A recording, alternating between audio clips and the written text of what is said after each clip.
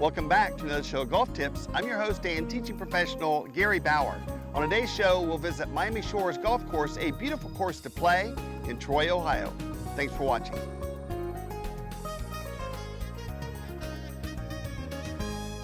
Welcome back. Now, at this time, I'd like to introduce Kyler Booher. Hi, Kyler. Hi. He's the director of golf here at Miami Shores Golf Course, a beautiful course to play in Troy, Ohio. Kyler, tell us a little bit about that course. Sure. We are a municipally owned facility, owned and operated by the city of Troy. It's been here since 1949, so this is our 70-year anniversary. We are a Donald Ross design course. It's one of the last courses that he did before he passed away. Definitely a parkland style golf course. Fun, challenging, and yet very, very accessible for beginners. Not a lot of elevation change, but those greens, especially on the front nine, can be a little challenging. Course. Yeah, definitely. Hey, leagues here. Yeah, so we have quite a healthy league schedule. We have both men's and ladies leagues on Tuesdays and Wednesday mornings. Our men's league actually today just finished up. They've got about 90 players in the morning, so that's a busy one for us. Yeah, and then in the afternoons we have at least 2 leagues. Most of them are company leagues around here, but we have at least 2 leagues every day, Monday through Thursday. Okay, golf outings. Yeah, so golf outings, actually this upcoming month, August, is kind of our month for golf outings. We do usually about, I'd say about 8 to 10 of those a year, and then with the addition of our new clubhouse, that's really something that we're trying to drive and bump up. That new clubhouse is beautiful. Restaurant facility. Yeah, so the Shoreline is our brand new restaurant. That's part of our new clubhouse. It has banquet space for up to about 108 people, as well as a private meeting room that can be screened off for smaller groups. And so we're just kind of exploring that side of things, and we're about 2 months into it. Great. Hey, fantastic. Yeah, thank you. We'll be right back with more golf tips.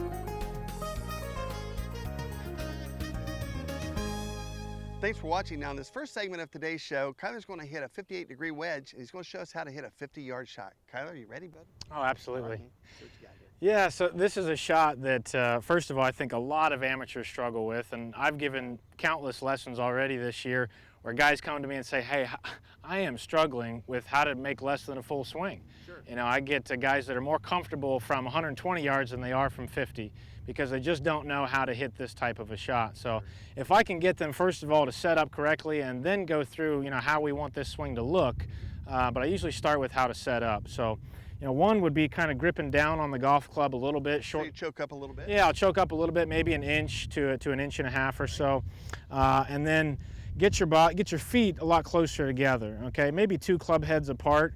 And what that does is signal to your body that you're going to make less than a full swing. Absolutely. Okay, instead of setting up more shoulder width apart. Sure. Okay, so we trigger the body there to let us know that we're about to make less than a full swing, and it's definitely okay. You don't have to, but it's definitely okay to drop that front foot and open up the stance a little bit, because it really just makes it easier for your lower body to rotate. A bit of weight transfer. Exactly, no doubt, no doubt.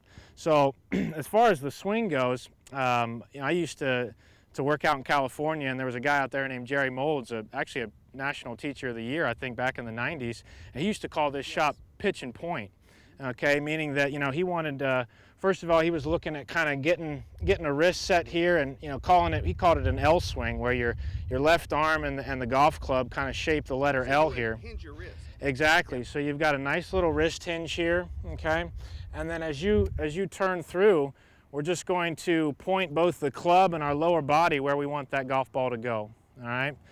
And then he focused, and we like to focus on both acceleration and rotation through the shot.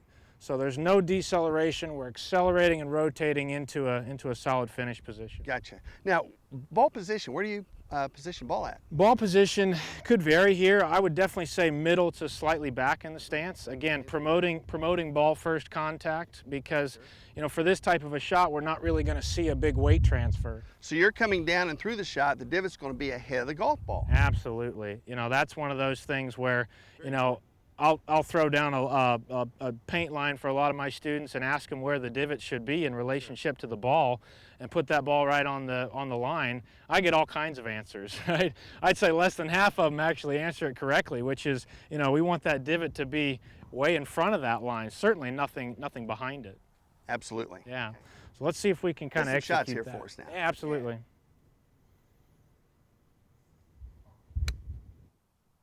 Perfect. There you go, 50 yards. Yeah, I'd say that's right about in that range. So, Yeah, again, to me, I always thought if I could get my students into that position here and just say, okay, go ahead and rotate and try to finish with that club pointing back at you, that if you can get them into that nice hinged position here, it's a lot harder to screw this shot up. There you go. Now your weight's a little bit more on your left side? Yeah, so as we set up here, there's just going to be a little bit of shift towards the left side. So we have maybe 60% here and 40% here. And as I rotate back, there's not really going to be a weight shift. There's a nice shoulder turn, but there's very little usage of the lower body until we swing forward. Get through it. Yeah, exactly. And we want to end up again in that pointing position when we're done. Perfect. Here we go. You know, again, it's really, if you can get them to work on, this is a great drill, even for a beginner, for them to work on extension, and particularly, you know, lead arm extension or right arm extension through the shot. You know, that's one thing. You're basically learning how to throw. You know, that's what this is. You know, golf is a throwing motion on a different plane. And if you work, you know, how to hinge and then how to throw that club through, I'll even have people kind of toss the club down the range sometimes, just as an exercise. Especially if they're having trouble with contact, right? And the key is they have to realize they got to hit the ball first. The divot's always out ahead. Absolutely. I mean, if you look at these divots here, you're going to see everything in front. All right, there's nothing behind the golf ball. It's a downward strike, and you know, another question I might ask people is, you know, what does impact look like compared to setup? And you know, when I show them that this is really impact for most good players, some of them are kind of blown away by that, sure. Right? That you can tell that a lot of weight has now been shifted over to the front side. Everything's in front of the golf ball at this point, right? Hips, hands, right? Shaft. I mean, everything's in front. Absolutely. So if you can get them into that position there, hands are out ahead, right through the shot. Exactly. And it just makes that shot so much easier, right? And they're always surprised at how far the ball can go with a small motion, sure. Right? It's because if you hit the golf ball first in the center of the face, oh, huge. You got to have balance, yeah. Huge, absolutely, right? You can't sway back and forth. No, there's like I said, there's really not a ton of weight shift here. And when you finish, legs come together, and there's just, you know, there's easy balance. You should be able to hold that position for as long as anybody would ask you to. Yeah. Yeah. All right, hit another Try one more? Yeah. All right. One more. Grip is perfect. Ball position's there. Yeah. Maybe a slight forward shaft lean would be okay.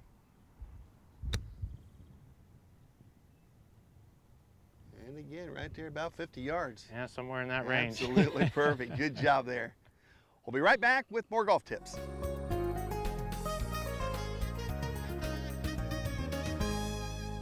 Hey, thanks for watching. Now in the second segment of today's show, Kyler's going to hit a pitching wedge, a 46-degree lofted pitching wedge, and you hit that about how far? Well, 147 is my number with that. That's getting it out there. That's moving it. But I want you to throttle back a little bit and hit Sure. about 100 yards today. Okay, we can do that. So we're going to hit about a 100-yard shot with this pitching wedge. Okay. Now, show us how to do that. Absolutely. So just like last segment, we want to talk about, you know, how we set up and then how we swing, okay? Yeah. So first of all, we're going to widen out the stance, trigger our body to let us know that we're going to be making So feet are going to be about shoulder width then? Yeah, somewhere in shoulder width. And that varies from person to person, right? Sure. I'm a little more broad-shouldered, so for me it's okay to be a little wider. All right, but you know, for some people they're much more narrow than just because of the width of their shoulders. So definitely right around about shoulder width for the stance. Ball position here is sort of similar to before. It's middle or maybe slightly middle back, right? Good. We definitely don't err on the forward side. If we're gonna push it back, or if we're not gonna have it middle, we're gonna have it a little back of middle. That's a short club. Exactly, exactly. And we still want that ball first strike, just like we were talking about in the last segment. Absolutely. Swing-wise, one of the differences is that, you know, we're going to be making a bigger turn here, and so there is going to be some weight shift, right? There's going to be a little more hip rotation, a little bit more shoulder rotation. Getting a little bit more weight on your right side than on the backswing. Exactly. So, you know, we might start 50-50, and when I make that turn, I definitely should feel the pressure towards the inside of that right leg, and that way I've got something to push and drive forward. Drive through the shot. Yeah, exactly. Okay. Exactly. You know, one thing I really emphasize with people, because I see it all the time, is you see so many people overswing with their arms. And so what I try to emphasize is when your shoulders are done turning, your arms are done swinging. Very good point. You know, Absolutely. so when you've maximized your shoulder turn, you know, that's it. I mean, if that's all the further that you can turn, that's all the more your arms can go. We don't need to get to parallel. You know, I mean, how many guys you see on tour? I mean, take a guy like Webb Simpson maybe, or a J.B. Holmes. I mean, those arm swings, or Tony Finau, right? I mean, those arm swings are short, and yet some of those guys bomb it out there just about as far as anybody. Drive through the shot. They exactly. Transfer their weight. Exactly. So as we get ready to hit a shot like this, again, solid setup right here, okay, and really just focus on trying to shift through and catch ball first.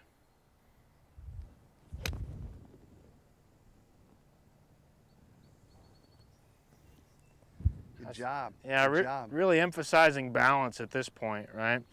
I try to get my students to, you know, when you turn through it. When you're here, right? I mean, that right foot's just a placeholder. I mean, there's no weight back there, and that's something that you see. That can be hard for some people, you know, for them to feel like, you know, a lot of people I ask, how good are you at standing on one leg? Because really, when you get into a finish position, there isn't a whole lot of weight, really no weight on the right side. Should be on your left side then. Exactly. And if you're a left-handed golfer, it's just the opposite. It's just the opposite. Take everything we've said and reverse it. Reverse it, yep. All right, well, let's see if we can get one more then.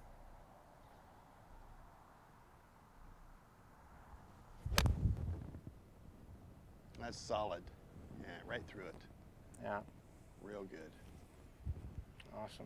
What type of ball flight do you usually hit? You know, like a little draw, or? I would say when I'm playing my best, it's almost straight, but if anything, it probably falls just slightly left to right. Yeah, I mean, it's with the driver, I try to get a little bit more of a draw if I can, but when it comes to irons, I'm really trying to control distance. You know, nobody cares how far you hit it. You just got to know how far you hit it. I like that. Yeah, like I said, I mean, I would say you gotta have your yardage just down, in other words. Exactly. You know, to me, that's the one thing that separates guys at the top from everybody else is, you know, you can miss a little left or right, but, you know, if you want to hit it 100, hit it 100. You know, if you want to hit it 120, absolutely. And it really doesn't matter what club you have in your hand, right? Yeah. I mean, that's just a number on the bottom or a letter. So. There you go. There you go.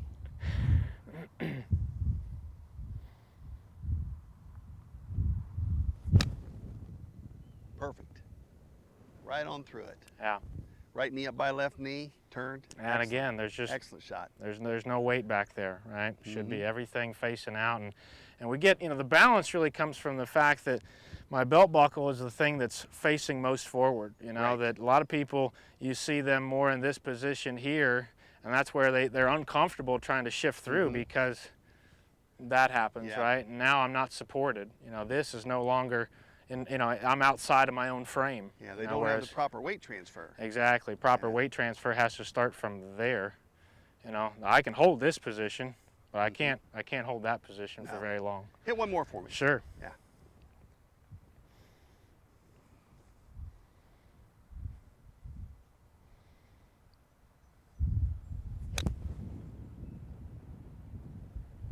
Good swing.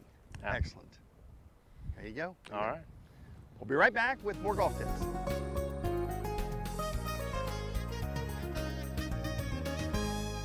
Thanks for watching. Now in this next segment, Kyler's going to hit a sand wedge out of this bunker, and the bunker is pretty close to the green. It's a greenside bunker, so to speak, at this great practice facility here.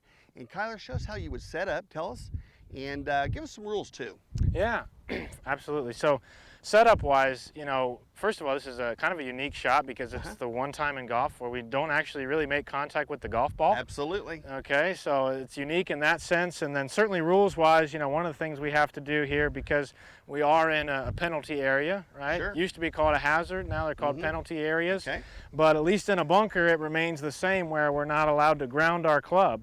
Okay, so we've got to hover our club here, and then the only time we're actually allowed to, you know, touch sand is when we make contact with the golf ball. Right, so they're not allowed to come into the sand trap here and take practice swings and hit that sand. Right, no, not unless you're doing what we're doing, which is actually practicing, right? Yeah, right. But certainly not on the golf course. Right. You'll notice, you know, you just kind of get used to kind of hovering the club. I like to kind of keep it on top of my shoe, you know, so that I remind myself that, okay, I'm not gonna ground my club here. Yeah, it's a good point. Yeah, like exactly. So setup-wise, and I will go ahead and touch the sand here since we are practicing. Okay, all right. But you know, setup-wise, probably the optimal place to make contact would be roughly about 2 inches behind the golf ball. I always tell people there's a range here, as far as getting the ball out. And that range is probably anywhere from about an inch to maybe about 4 inches behind the golf ball. Sure. All right, if we accelerate through, then we can probably hit anywhere in between there and still get the ball out. But that's the main thing. Get it somewhere on the green. If it gets close to the hole, great. If it doesn't, no big deal. Exactly. Right. Getting it out, right? That's definitely step number one. So I always teach my students the easiest way. You want to hit 2 inches behind it, set your chest there, right? So set your chest 2 inches behind the golf ball. That's going to put the ball position a little bit more forward in your stance, okay? You'll notice setup-wise that we get a little bit wider here. So you got a wider base. We got a little wider base, okay? We might even get a little bit lower, okay? And really what we're looking for here is stability. Okay, so Sure. when we make this type of a swing, there's not a lot going on from the waist down.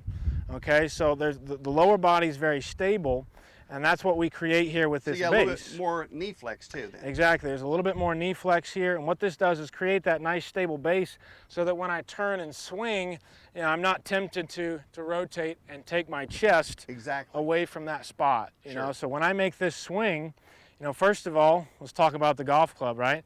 A little bit of an open face here to introduce bounce, all right? And that bounce is what's going to help the club kind of glide through the sand. Through the sand. And whereas if I square the face or close it, now we're going to dig down into the sand, right? Fat or heavy. Exactly. So getting that face a little more open kind of helps the golf club glide through it, all right? So we get a slightly open face, okay?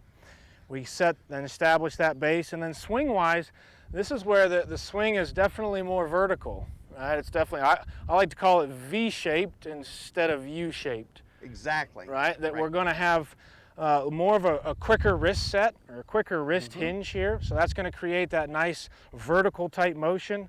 And then again, on the way through, we kind of get the club up as soon as we can on the way through. The goal here is not for the club to spend a lot of time in the sand, right?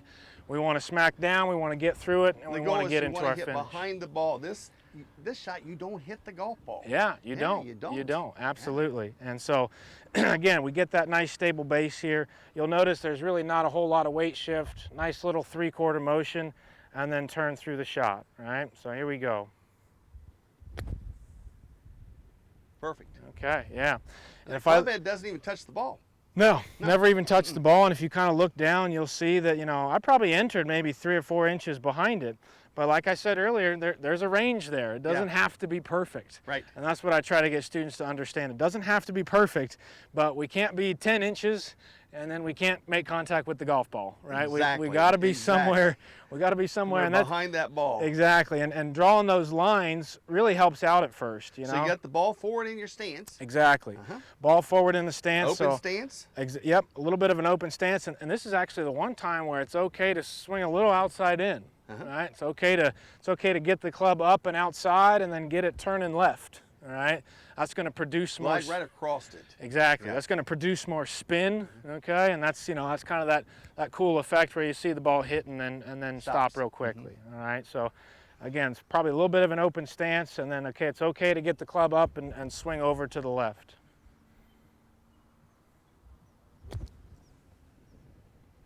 Perfect. Yeah. All right. Yeah, absolutely. Yeah. Absolutely. Okay. See some more here. Sure. So, with beginners, I really encourage them to start without a golf ball. Get your setup right, draw that line all the way across, get that line set up in the middle of your stance and just see if you can smack down somewhere close to the line. Good point. Get used to that first, get some confidence with that, okay? Just kind of right in there, and now I look down and see, okay, where did I touch? So that's one of the drills that you'd have to do. Absolutely, right. Absolutely. That's the benefit of practicing. We can touch all the sand we want. And this facility here is top notch. Absolutely. Yeah. This is a brand new driving range and a brand new practice green, and so this has really added a whole nother dimension for our customers here. Good. Yeah, absolutely. All right, so get wider, get a little bit lower, establish that base. Perfect. Yeah. Now, how far do you hold the club head above the sand, do you think?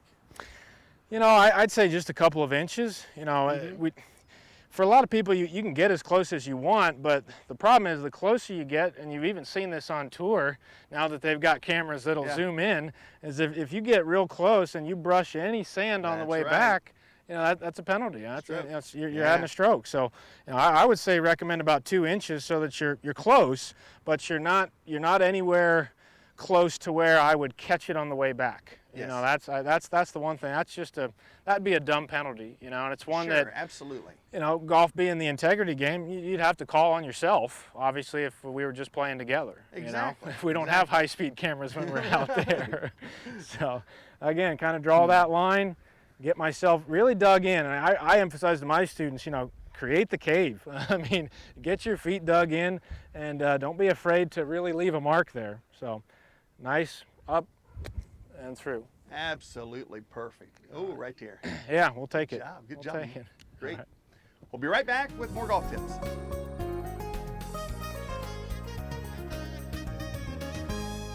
Welcome back. Now, on this last segment of today's show, Kyler's going to show Laid Back Zac here the proper techniques in putting. Kyler, you ready, bud? Oh, absolutely. All right, let's see what we got. Absolutely.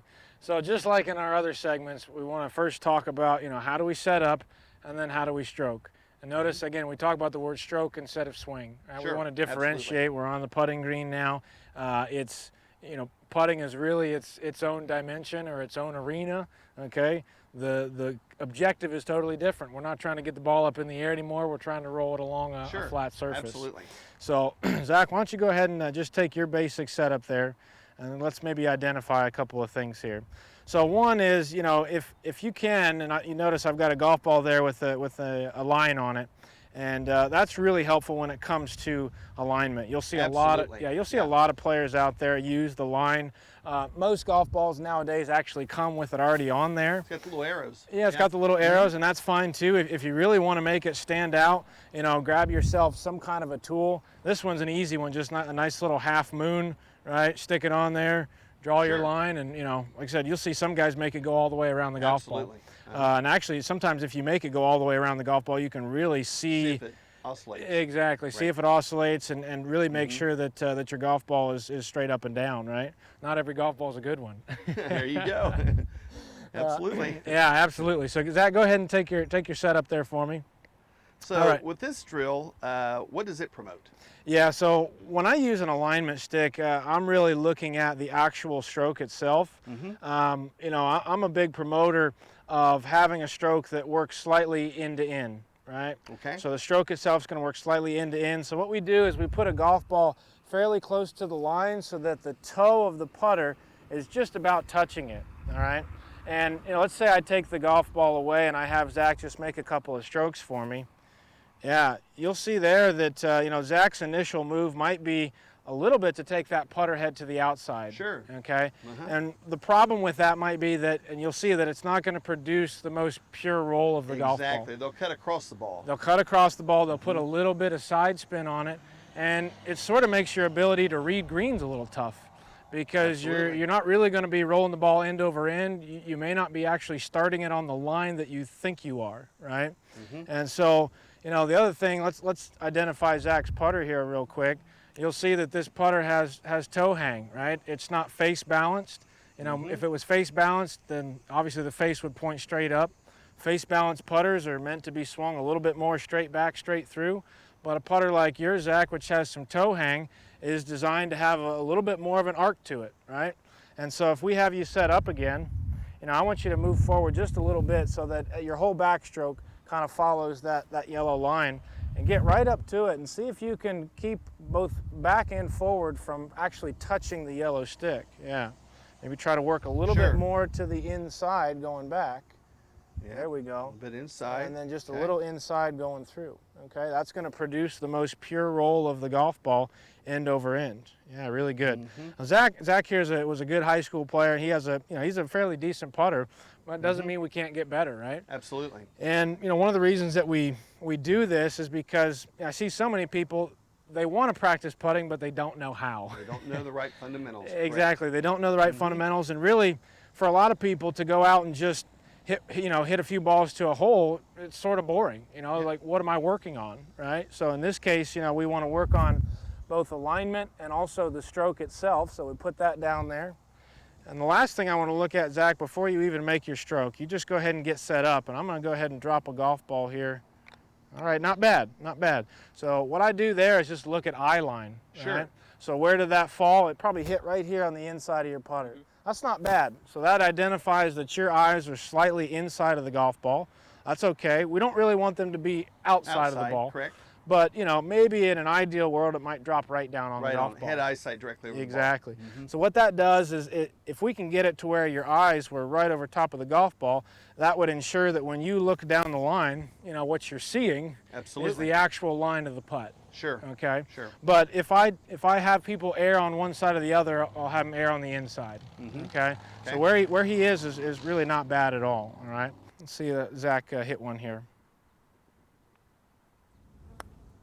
Really nice. Very nice. All right, well, Zac, way to go. Can't Good do job, it, buddy. Can't do it better than that, Yeah, right? excellent. No. Excellent. A couple Very of things good. with Very good. yeah, a couple of things with Zac's putting stroke there. One is he really does a nice job of accelerating through the stroke. Through the right? shot. Yeah. I think that's really important. You don't see him decelerate, and really what that did was produce, I think, a really positive roll there. Yes. So you know, absolutely. as far as that goes, I think he's got a good setup. You know, the ball position I thought was really good. Pretty much putter head right in the middle, right? Maybe the ball slightly forward then. Okay. But All right. you know, And his head and eyesight was pretty much over the ball. I would say Absolutely. so. I would say so. Kept his lower body really quiet as well, and that's huge. The strokes really should just be generated purely from the shoulders and the rib cage, just like that. And he kept his wrist stiff and firm. Yeah, absolutely. That's the absolutely. one thing, you know, is we're putt with big muscles, not small muscles. Good point. You know, Yeah. these are your smallest muscles here, and what all they're going to do is get you in trouble with face angle.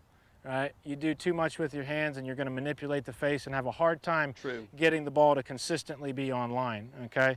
You eliminate the hands by focusing on big muscles. That's why I said the word rib cage, right? I mean, that encompasses your entire upper body so that it's not just even shoulder based, but really getting that entire rib cage to rotate back and forth. Your arms will just, in your hands. Yeah, Zac had a good stroke there. Yeah. Very good stroke. No question. Yeah, no very question. good. Yeah. Way to go. You want to hit one more, Zac? Yeah. All right, let's give it a shot there.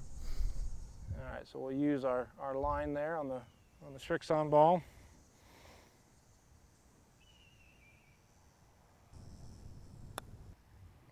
Really solid. Look at that. Got it. Way to go. Perfectly on Good line. job, Laid Back. All right. Excellent. We'll be right back with more golf tips.